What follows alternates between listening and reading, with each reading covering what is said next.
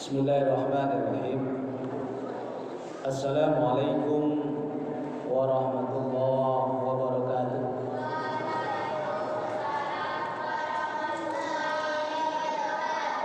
Alhamdulillah, alhamdulillahirabbil alamin. Wa bihi nasta'in ala umuri dunya waddin. Wassalatu wassalamu ala asrafil anbiya'i wal mursalin wa ala alihi wa sahbihi rasulillahi ajma'in. Ashhadu an la ilaha illallah wahdahu la syarika lah wa ashhadu anna Muhammadan abduhu wa rasuluhu la nabiyya ba'da. Qala Allah ta'ala fi kitabil karim. A'udzu billahi minasy syaithanir rajim. Bismillahirrahmanirrahim. Wasari'u ila maghfiratin min rabbikum wa jannatin 'arduha as-samawati wal ardh u'iddat lil muttaqin. Shadaqallahul azim. Bapak dan Ibu sidang jamaah tarawih rahimakumullah. Kita bersyukur kepada Allah Subhanahu wa taala pada malam yang berbahagia ini kita masih diberi kesempatan oleh Allah Subhanahu wa taala untuk melaksanakan qiyam Ramadan. Mudah-mudahan kita yang hadir ini betul-betul menjalankan karena iman dan wahtisaban. Karena Nabi mengatakan kepada kita, man qama ramadhana imanan wahtisaban ghufira lahu ma taqaddama min dzambi. Barang siapa yang melaksanakan amal di bulan Ramadan atas dasar keimanan dan perhitungan, maka Allah akan mengampuni dosa-dosanya yang terdahulu. Mudah-mudahan Allah Subhanahu wa taala mengampuni dosa-dosa kita yang terdahulu. Amin amin ya rabbal alamin. Ramadan akan segera meninggalkan kita. Tak beberapa hari lagi. Secara umum 4 atau 5 hari lagi Ramadan akan berlalu. Walaupun ada sebahagian dari kita mungkin 5-6 hari lagi Ramadan akan berlalu. Yang pasti Ramadan akan pergi, suka atau tidak suka. Dan dia insya Allah akan kembali, suka kita atau tidak suka. Tapi ketika dia nanti kembali, apakah kita bertemu dengan Ramadan kembali? Wallahu a'lam. Kenapa begitu? Karena dia akan tetap berputar, bulan tetap berputar, hari tetap berputar, tahun tetap berputar. Tapi kita bisa berhenti berputar. Kita berdoa kepada Allah Subhanahu wa taala, mudah-mudahan kita disampaikan oleh Allah sampai akhir Ramadan. Karena umur ini tak ada yang tahu, apalagi yang gaib-gaib, ya nah, yanglah lewat umurnya. Karena Rasulullah mengatakan kepada kita, umur umatku itu antara 60 dan 70 tahun. Itu umur umat Nabi Muhammad, antara 60 dan 70 tahun. Itu standarnya, itu normalnya. Kalau ada yang lewat dari itu, itulah bonus, luar biasa bonusnya. Kadang-kadang nggak sampai di situ, kita lapai. 2 hari yang lalu kawan aku pai, sama kadang sama sekolah. Nggak ada kabarnya, nggak ada kabar berita tiba-tiba mati siapa tahu.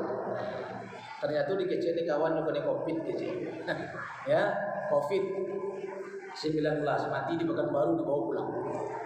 Jadi Bapak dan Ibu sekalian, setelah 25 hari kita melaksanakan Ramadan, apakah dari aktivitas Ramadan kita sudah sampai kepada target yang kita inginkan? Tentu di awal Ramadan kita semua punya target. Kemudian target yang hendak kita capai ini apakah sudah terpenuhi atau belum? Karena target Ramadan itu la'allakum tattaqun, menjadi orang yang bertakwa. Agini kita hidup kita manuangkan lah menjadi orang bertakwa gitu. Tentu kita masing-masing tahu Untuk menjadi orang yang bertakwa, jangan cari orang lain. Cari diri masing-masing. Perhatikan diri masing-masing. Lai berubah diri awak atau tidak? Dari tahun ke tahun lai berubah atau tidak? Dari awal Ramadan sampai akhir Ramadan lai berubah atau tidak? Ya. Apakah sama saja Ramadan itu dengan tahun yang lalu? Atau sama saja Ramadan itu dengan 2-3 tahun yang lalu? Ataukah sama saja Ramadan itu dengan ketika dulu? Harusnya Bapak dan Ibu, dari tahun ke tahun pengamalan kita semakin meningkat. Ya. Kenapa? Karena Ramadan itu buahnya adalah ketakwaan. Tapi perlu diingat bahwa untuk sampai kepada takwa tak cukup dengan Ramadan. Ya, tidak cukup dengan Ramadan. Karena Ramadan itu salah satu yang akan mengantarkan kita kepada takwa. Tapi tidak pasti itu. Ya, kenapa? Karena takwa itu tergantung kepada kita masing-masing. Tidak tergantung di orang lain. Nah, ketika orang bertanya, "Mahwa takwa?" Apa itu takwa? Apa itu takwa, Bapak dan Ibu? Maka para ulama mengatakan takwa itu al-khaufu minal jalil. Kita takut kepada Allah Subhanahu wa taala. Kita khawatir kepada Allah Subhanahu wa taala. Kita patuh kepada Allah Subhanahu wa taala. Kita manut kepada Allah Subhanahu wa taala. Ada rasa khawatir, ada rasa takut, ada rasa ingin dekat dengan Allah Subhanahu wa taala. Al-khaufu minal jalil. Ada keinginan kita dekat dengan Allah. Ada keinginan kita takut jauh dari hal-hal yang dilarang oleh Allah Subhanahu wa taala. Itu namanya salah satunya. Wa al-khaufu minal jalil. Kita takut kepada Allah. Bagaimana supaya kita takut kepada Allah? Tentu kita harus memahami, kita harus meyakini, kita harus mempercayai akan adanya Allah Subhanahu wa taala. Bagaimana mungkin kita takut kepada Allah Subhanahu wa taala kalau kita tidak percaya, kalau kita tidak yakin kepada Allah Subhanahu wa taala? Sekarang pertanyaannya, bagaimana caranya kita yakin kepada Allah? Basubuk dia indah, menampak seindah. Makanya Allah mengatakan kepada kita, "Inna fi khalqis samawati wal ard wa ikhtilafil laili wan nahar la ayati liulil albab."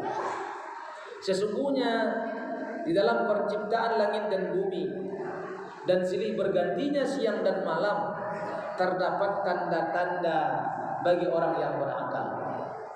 Jadi kalau orang yang berakal, Bapak dan Ibu, melihat siang dan malam, melihat perputaran langit, melihat keluarnya matahari, melihat hilangnya matahari, melihat datangnya bintang, melihat datangnya bulan, tumbuh, ya, la ayat, tampak tanda-tanda bagi orang yang berakal.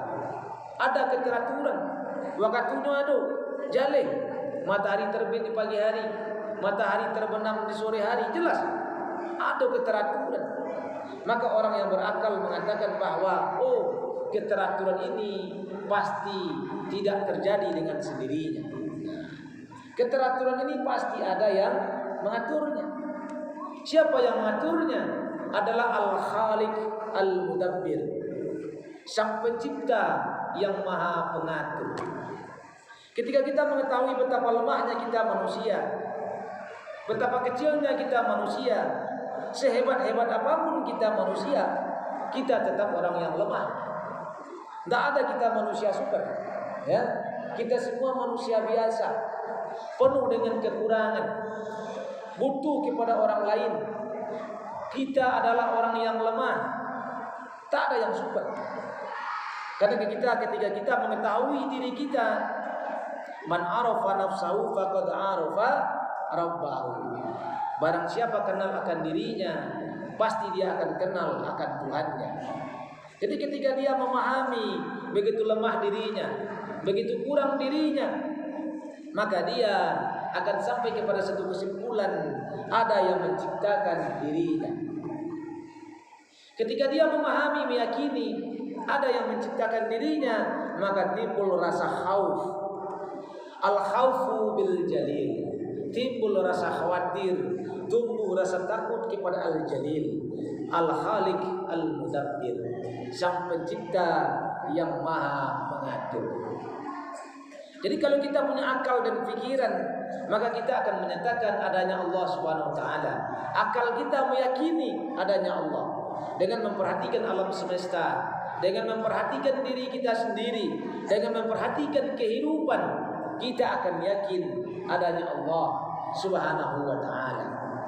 Ketika datang keyakinan itu, maka timbul rasa khauf, al-khaufu bil jalil, khawatir atau takut kepada Allah Subhanahu wa taala. Yang kedua, orang yang bertakwa itu wal amalu bit tanzil. Dia beramal dengan apa yang diturunkan oleh Allah Subhanahu wa taala.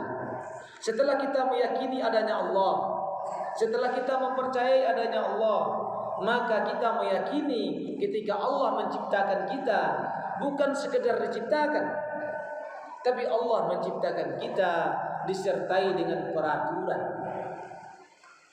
Jangankan menciptakan kita, orang membuat HP seperti ini, ada yang mengaturnya, dibuat aturannya, baca cara memakainya, baca cara mempergunakannya. Begitu juga Allah Subhanahu wa taala ketika menciptakan alam semesta, ketika menciptakan manusia, ketika menciptakan kehidupan, maka Dia tidak membiarkan begitu saja. Dia sertai dengan berbagai macam peraturan. Di mana peraturannya itu terletak? Di dalam Al-Quran. Ya, di dalam Al-Quran. Makanya Allah mengatakan kapan Al-Quran diturunkan? Al-Quran diturunkan di bulan Ramadan. Syahrul Ramadan allazi unzila fihil Quran hudan linnas wa bayyinati minal huda wal furqan. Bulan Ramadan adalah bulan yang di dalamnya diturunkan Al-Quran. Untuk apa Al-Quran yang diturunkan? Hudan linnas, petunjuk bagi manusia. Kalau Al-Quran sebagai petunjuk, maka kita wajib beramal sesuai dengan petunjuk itu. Wal amalu bitanzil, kita beramal dengan apa yang diturunkan oleh Allah. Apa yang beliau turunkan? Al-Quran. Makanya Allah mengatakan inna anzalnahu fi lailatin mubarakah. Dalam ayat yang lain, inna anzalnahu fi lailatul qadar. Sesungguhnya kami telah menurunkan Al-Quran itu pada malam yang diberkahi. Sesungguhnya kami telah menurunkan Al-Quran itu di malam qadar. Jadi Al-Quran ini Bapak dan Ibu, menurut para ulama turunnya 2 kali. Ya, turunnya dua kali. Yang pertama turun dari Lauhil Mahfuz ke langit dunia. Dia berupa satu mushaf Al-Quran. Dari langit dunia beransur-ansur turunnya ke dunia sesuai dengan berbagai macam peristiwa yang terjadi. Ada yang menjelaskan berbagai peristiwa, ada yang menceritakan peristiwa-peristiwa masa lalu, ada yang memprediksi peristiwa-peristiwa masa depan. Itulah Al-Quran Bapak dan Ibu. Jadi setelah di bulan Ramadan, di malam Qadar, Allah Subhanahu wa taala menurunkan Al-Quran sebagai apa? Hudan linnas, petunjuk bagi manusia. Jadi kalau gitu sebagai kaum muslimin Bapak dan Ibu, cukuplah Al-Quran ini sebagai petunjuk. Tidak perlu mencari yang lain. Kalau Allah yang membuat aturan, kalau Allah yang membuat petunjuk, pasti ada kebaikan untuk manusia. Kenapa begitu? Karena Allah tak punya harapan dari manusia. Karena Allah tak punya keinginan apa-apa dari manusia. Beda halnya dengan ketika manusia membuat peraturan. Kalau manusia, bapak dan ibu, membuat peraturan, pasti ada sedikit terselip keuntungan dirinya di dalamnya, siapapun itu. Hari ini kan manusia membuat peraturan sendiri. Ketika mereka menjalankan negeri ini, mereka tidak melihat Al-Quran. Padahal Allah dalam Al-Quran mengatakan kepada kita, fahkum bainahum bima anzalallah. Hukumilah di antara kalian dengan apa yang Allah telah turunkan. Artinya apa? Kita sebagai negara harus menjalankan hukum Allah Subhanahu wa taala. Bahkan Allah bertanya, "Afa hukmal jahiliyati yabghun?" Apakah hukum jahiliyah yang akan kalian ikuti? Apakah hukum jahiliyah yang kalian ikuti? Kata Allah Subhanahu wa taala. Apa itu hukum jahiliyah? Hukum yang dibuat yang keluar dari benak manusia. Sebab yang namanya manusia, dia dipengaruhi oleh lingkungannya, dipengaruhi oleh kepentingannya, dipengaruhi oleh kehendaknya. Ketika dia orang kaya, maka ketika dia membuat peraturan bagaimana supaya dia bisa mempertahankan kekayaannya, memperbanyak kekayaannya. Ketika dia orang miskin, maka dia akan membuat peraturan bagaimana orang miskin menjadi kaya. Karena setiap orang punya kepentingan, Bapak dan Ibu sekalian. Beda halnya dengan Allah Subhanahu wa taala. Dia tak punya kepentingan dengan kita. Dia hanya mengatakan kepada kita, apabila kita menjalankan perintah Allah dengan benar, maka dia akan memberikan keberkahan kepada kita. Makanya Allah mengatakan, walau anna ahlal qura amanu wattaqau. Kalaulah seandainya penduduk suatu negeri beriman dan bertakwa, kata Allah, la fatahna alaihim, maka sungguh kami akan bukakan kepada mereka barakatim minas samai wal ard, keberkahan dari langit dan bumi. Jadi kalau kita bertakwa, kita menjalankan hukum Allah, hasilnya untuk siapa? Untuk diri kita sendiri. Tak ada, bukan untuk orang lain, bukan untuk Allah Subhanahu wa taala. Walaupun ketika kita melaksanakan puasa Ramadan, Allah mengatakan bahwa puasa itu puasa itu adalah untukku. Bukan berarti untukku itu Allah berharap dengan puasa kita, bukan. Ya. Karena Allah mengatakan kepada kita, man lam yada' qaula az-zuri wal 'amal bihi falaisa lillahi hajatun. Barang siapa yang tidak meninggalkan perkataan dusta dan selalu mengamalkannya, maka Allah taala tak butuh dengan puasa kita. Itu kata Allah Subhanahu wa taala. Jadi selama kita berpuasa, Bapak dan Ibu, walaupun Allah mengatakan ketika datang bulan Ramadan, iftaradahu syiyam, Allah mewajibkan kepada kita berpuasa, dan Allah mengatakan puasa itu untukku, kata Allah. Bukan berarti dengan kita rajin berpuasa, dengan kita sebenar-benarnya berpuasa, Allah mendapatkan keuntungan dari apa yang kita lakukan, bukan. Tapi Allah mengatakan itu betapa besar pahalanya yang akan Dia berikan kepada orang-orang yang benar-benar berpuasa. Tapi di dalam kehidupan ini banyak orang yang berpuasa. Dikatakan oleh Nabi sallallahu alaihi wasallam, Rabbus shaim hazzuhu min siyami al-ju'u wal 'atas. Betapa banyak orang yang berpuasa tidak mendapatkan apa-apa kecuali hanya lapar dan haus. Tidak ada perubahan dalam dirinya. Oleh karena itu mari kita manuangkan diri kita masing-masing. Lah sampai akhir Ramadan lah sampai 5 target kita. Yulai menjadi orang bertakwa gitu atau tidak. Karena orang yang bertakwa itu orang yang betul-betul wal amalu bitanzil. Dia beramal dengan apa yang diturunkan oleh Allah Subhanahu wa taala. So yang namanya amal itu di dalam Al-Qur'an ada 2 modelnya. Amrun wa nahyun. Ada perintah, ada larangan. Suruh jotaga dan ada di dalamnya. Dan suruh kita karajokan. nentagah kita tinggalkan. Ma yang disuruh oleh Allah Subhanahu wa taala, seluruh aktivitas kehidupan kita ada hukum Allahnya, ada perintah Allahnya. Tidak ada kegiatan kita di dunia yang tidak ada hukum Allahnya, ada larangannya. Maka ketika kita ingin menjadi orang yang bertakwa dan suruh kita kerajokan dan tagah kita tinggalkan. Ya. Apa contoh yang ditagah oleh Allah Subhanahu wa taala? Khamar umpamanya. Minum-minuman keras, miras atau minuman beralkohol. Allah jelas mengatakan innamal khamru wal maisir. Allah telah mengharamkan khamar dan judi. Tapi negeri kita yang tercinta hari ini membuat peraturan legalisasi peredaran miras. Ini luar biasa Bapak dan Ibu. Jelas Allah melarang, tapi kita sebagai manusia membuat peraturan yang melegalkannya.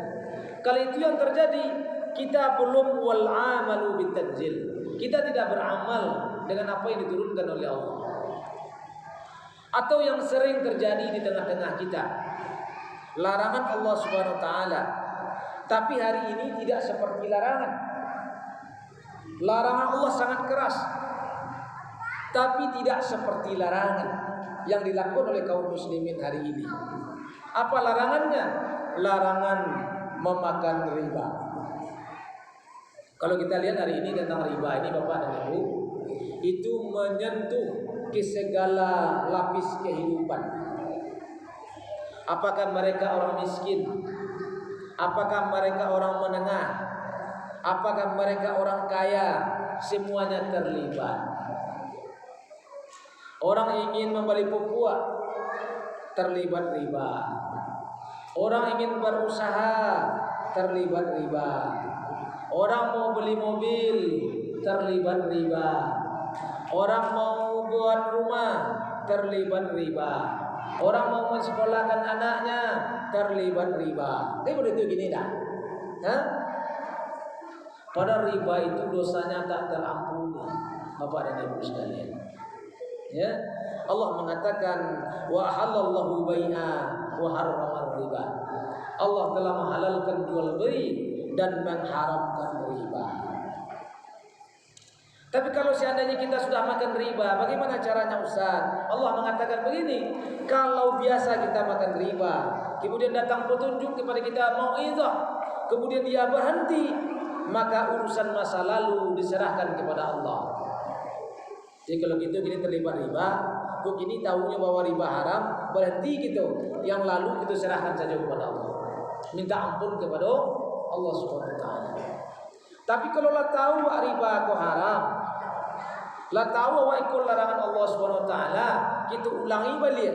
Maka Allah mengatakan wa man ada, barang siapa yang mengulangi riba, faulaika ashabun nar, mereka penghuni neraka, hum fiha khalidun, mereka kekal di dalamnya. Mari Bapak dan Ibu sekalian, kita rajin sholat, kita rajin puasa, kita rajin zakat, kita rajin berinfak, kita rajin sholat malam, kita rajin bersilaturahmi, tapi kita terlibat riba dan sudah diberi peringatan kita masih melakukan riba. Allah mengatakan ulaika ashabun nar. Oleh karena itu Bapak dan Ibu sekalian, ketika kita wal amalu bitanzil, mulai hari ini belajar lagi kita. Mari kita sama-sama belajar. Mana yang disuruh oleh Allah Subhanahu wa taala, mana yang ditagah oleh Allah Subhanahu wa taala. Dan suruh kita kerajokan dan tagah kita tinggalkan. Itu namanya wal amalu bitanzil. Beramal dengan apa yang diturunkan. Dan yang ketiga Bapak dan Ibu, orang bertakwa itu wal isti'dadu li yaumir rahil. Dia mempersiapkan dirinya untuk menghadapi hari pembalasan. Ingat oleh kita Bapak dan Ibu, kita semua akan dibangkitkan kembali oleh Allah Subhanahu wa taala. Seluruh aktivitas kita, seluruh amal perbuatan kita nanti akan ditanya oleh Allah. Maka persiapkan diri kita untuk menjawab pertanyaan dari Allah Subhanahu wa taala itu.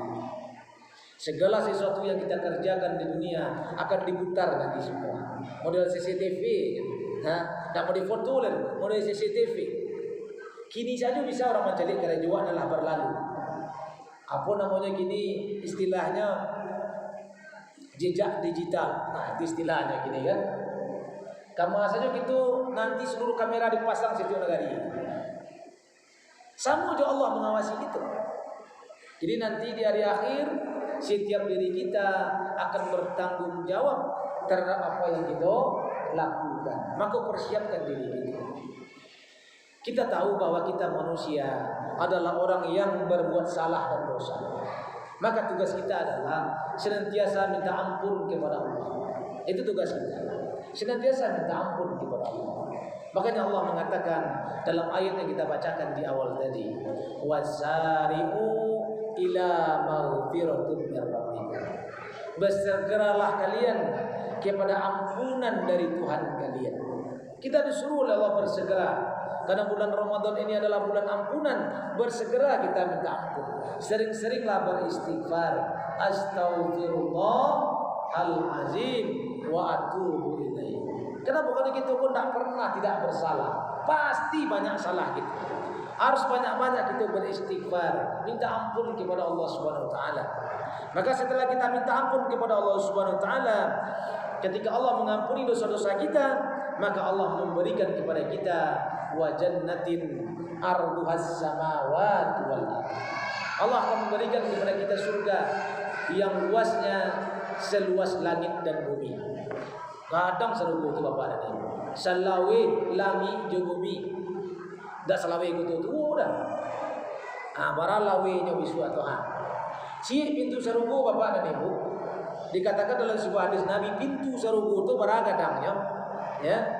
Seorang yang berpuasa pun nanti akan dimasukkan oleh Allah lewat pintu namanya Ar-Rayyan. Ar-Rayyan itu nama pintunya. Baragadang pintunya jarak antara Makkah dan Busra lebih kurang 1210 km. Itu gadang pintunya. Bayang masalah itu. Kalau pintuan paling 1,2 meter gadang. 1,2 atau 1,4 meter gadang pintuan. Itu pintu sarugo itu gadangnya 1210 kilo panjangnya. Para gadang pintunya itu.